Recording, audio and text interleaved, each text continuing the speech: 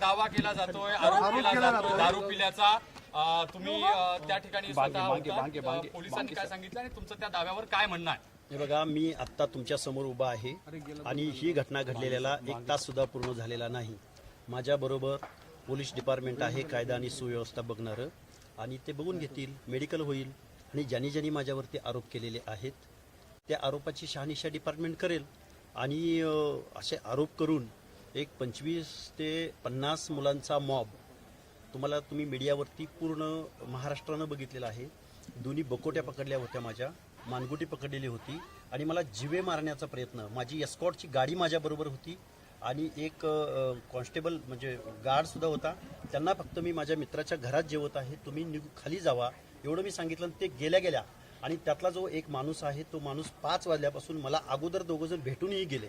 माझ्यावर त्यांनी pre planned, त्यांनी पूर्व नियोजित हा कट होता आणि जीवे मारण्याचा हा प्रयत्न होता. आणि मी आत्ता समोर आहे ना, माझ्यावर जर ड्रिंक घेतल्याचा आरोप होत असेल तर मी डिपार्टमेंट बरोबर आहे, पुढच्या गोष्टी सगळ्या होतील पूर्ण. मला बीपीचा त्रास आहे, मी गोळ्या खातोय, मला आत्ता पण मला पाण्याचं हे झालंय, पण मी आता तुमच्या समवेत आहे ना. माझ्यावर जे आरोप आहेत ते आरोप डिपार्टमेंट बघेल, टेस्ट होतील, मेडिकल तर चुकीचं बोलणार नाही. त्यामुळे मी या सगळ्या गोष्टीला मी कुठं पळून नाही गेलेलो, मी कुठं गायब नाही झालेलो, मी डिपार्टमेंट बरोबर आहे. आता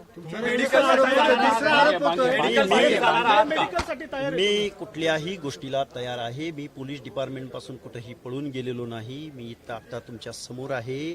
विवेकाचा आवाज, ओबीसींचा आवाज, शोषितांचा, वंचितांचा आवाज. जर माझ्यावर कुणी दारू पिल्याचा आरोप करून संपू पाहत असेल तर त्या गोष्टीला मी तयार आहे. आरोप होतो तुमचा, गोठ्यामध्ये तुम्ही होता कुठं? तसा काही इव्हिडन्स असेल तर द्यावा. तसं काही कुठल्या हॉटेलमध्ये पिलो, कुठल्या बारमध्ये गेलो किंवा कुठं गेलो याचा एक जर इव्हिडन्स असेल तर महाराष्ट्राच्या कॅनव्हासवरती, महाराष्ट्राच्या मीडियावरती, महाराष्ट्राच्या सार्वजनिक जीवनात हा लक्ष्मण हाके कधीच तुम्हाला दिसणार. बघा, 5 वाजता माझ्या घरापासून 500 ते 1000 मीटर अंतरावरती मी वॉकिंगला 5 वाजता गेलो होतो. त्यावेळी 2 इसम माझ्याशी बोलून गेले. त्याच इस्मानी मला पकडलं. त्याच इस्मानी परत काय बोललं तुम्हाला? त्यावेळी माझ्याशी नॉर्मल बोलले, गेवराईचं वगैरे असं बोलले. तो गेवराईचा माणूस आहे, तो माझ्याशी बोलला सुद्धा. आणि परत मी जिथून खाली निघतो त्या ठिकाणी 5 ते 6 4 व्हीलर आल्या आणि तिथून बाहेर पडत असताना मोटरसायकलवर मी होतो. माझे दोन्ही हात पकडले, मानगुटी पकडली आणि मला जीवे मारण्याचा हा प्रयत्न होता. तुम्ही मद्यप्राशन केलेलं नाही, दारू घेतलेली नाही असं मी आता पोलीस डिपार्टमेंट समवेत आहे. मी तुमच्या समोर आहे. मी कुठेही पळून जात नाहीये. मी कुठेही पळून जाण्याचा प्रयत्न केलेला नाही. मी आताही पळून जाणार नाहीये. आणि मी जर ड्रिंक घेतला असेल तर 1 तासापूर्वीची गोष्ट आहे. दिसेल ना, माझ्या रक्तामध्ये दिसेल. अजून कुठं काय जे काही मेडिकल आहे मी आहे ना. मी पळून गेलो. तपासण्याची मागणी केलेली आहे. माझ्या काही तपासण्या मी स्वाधीन आहे तुमच्या. हाके साहेब ऐकून घ्या, त्यांनी एक ससूनची जी तपासणी आहे त्याचबरोबर अहो साहेब, मी आता तुमच्या समवेत आहे ना. मी पळून गेलोय का कुठं? त्यांनाही जीवे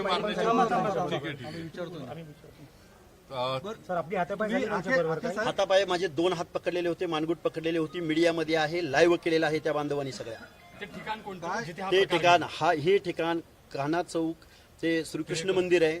श्रीकृष्ण मंदिर आहे स्टेट बँक ऑफ इंडियाच्या अपोजिट साईडला. आणि बाजूला मुकादमांची बिल्डिंग आहे, मुकादम बिल्डिंग म्हणून ओळखली जाते, त्याच्या अपोजिटला टिळेकर नगर परिसर. आता लिहितोय मी पोलीस कंप्लेंट. हाके साहेब, तुम्हाला पोलीस सुरक्षा आहे, वायप्लस जी सुरक्षा आहे, त्यावेळेस ती सुरक्षा कुठं होती? माझ्या बरोबरच होती. जोपर्यंत माझ्या बरोबर कॅनवाय गाडी होती, जोपर्यंत माझ्याबरोबर गार्ड होता, तोपर्यंत ही माणसं माझ्याशी बोलून गेले. पण ज्यावेळी मी फक्त माझं मित्राचं छोटं घर आहे, त्या घरात मी जेवण करतोय, मी जेवण केलं. जेवण करेपर्यंत तुम्ही बाहेर थांबा किंवा खाली जावा एवढंच मी सांगितलं. आणि परत मी मोटरसायकलवर बसून घराकडे येतो. साधारण 7 ते 8च्या दरम्यान. घटनास्थळ कुठं आहे? 7 ते 8च्या दरम्यान. कान्हा चौक, कान्हा चौकाच्या दरम्यान. पोलिसांना आम्ही कळवलं. ज्यावेळी एवढा मोठा मॉब आला आणि त्यांनी घोषणा सुरू केला डायरेक्ट, आणि दोन्ही हात पकडले आणि माझ्याकडून ते वदवून घेत होते की दारू पिलास की नाही सांग, दारू पिलास की नाही सांग.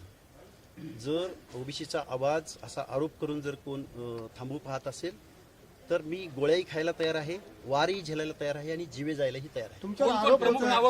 एक मते नावाचा व्यक्ती आहे आणि एक दुसरा, त्या माणसाचं नाव माहिती नाही.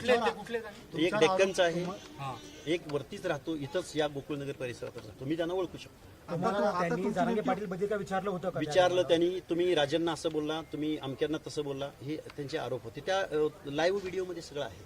तुम्ही त्या टायमाला फावडा घेऊन त्याच्या मागे पळाले असे त्यांचं म्हणणं आहे.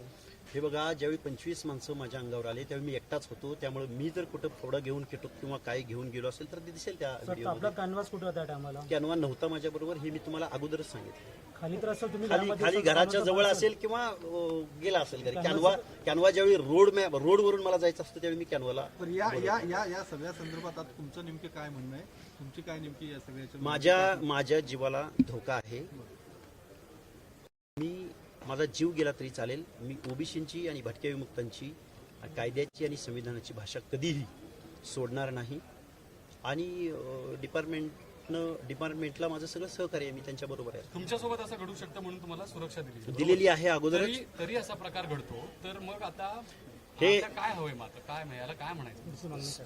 पुढची मागणी बघा, मी ओबीसीचं आंदोलन कुठल्याही परिस्थितीमध्ये सोडणार नाही. ते द्यायचं का न द्यायचं, आज हा अचानक घडलेला प्रसंग होता. मी माझ्या भागामध्ये किंवा पहिल्यांदा अशा प्रसंगाला मी पहिल्यांदा सामोरं गेलो. खरं तर जालना जिल्ह्यामध्ये या गोष्टी घडत होत्या, त्यावेळी मी तिथल्या CPना वगैरे बोललेलो आहे. परंतु या परिसरामध्ये मी पहिल्यांदा या गोष्टीला सफर झालोय. त्यामुळे मी डिपार्टमेंटला बोलेन. हाके साहेब, आम्ही तुमची बाजू घ्यायला आतमध्ये येत होतो तर आम्हालाही अडवलं गेलं. म्हणजे नाही, आम्हाला असं वाटतं नाही. की तुमची बाजू दिसली जावी. आम्ही तुमच्या समोर आलो, तुम्हाला आम्ही तुमची बाजू विचारत होतो.